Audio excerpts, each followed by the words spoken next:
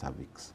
Na tukiangalia zile kansa ambazo ziko kwa akina mama, kwa zile ambazo zinaleta maafa ama zile ambazo tuseme mwanamke amefariki kwa sababu ya kansa. Kansa ya cervix hapa Kenya ni number 1 kwa zile kifo ambazo zinaletwa na kansa kwa akina mama. Kansa ya cervix ni number 1.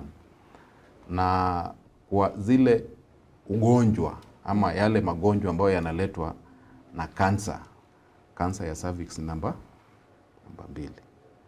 Tuseme tukiangalia wanawake wale ambao wana magonjwa ya kansa, breast namba 1, cervix namba 2. Lakini kwa kifo, kwa kufa, zile kifo ambazo zinaletwa na kansa ya cervix ni namba 1. Na sababu ni gani?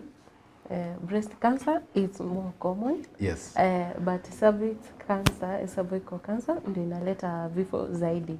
Mbona? Hapo ndipo kuna shida sasa.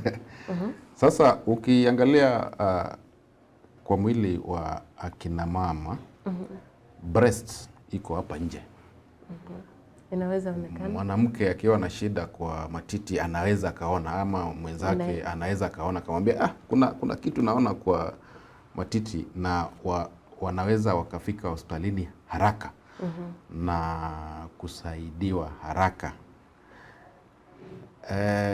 Hii tunaita cervix, ni sehemu ya mwili ya kina mama ambayo imejificha, iko ndani ya sehemu ya siri. Na mara nyingi akina mama wakija hospitalini na tupate kuna shida ya cervix, unapata by that time anakuwa amepata kansa ambayo hata imeshaenea, ama unaweza ukapata already kuna growth kubwa yenye unaweza ukaona na macho ya kawaida kwa cervix. Hiyo ndio difference, na hiyo ndio sababu ya kansa ya cervix kuwa ile kansa ambayo ina cause vifo vingi kwa zile ambazo zina cause kifo compared to breast cancer. Kwa sababu ni sehemu ambayo imejificha.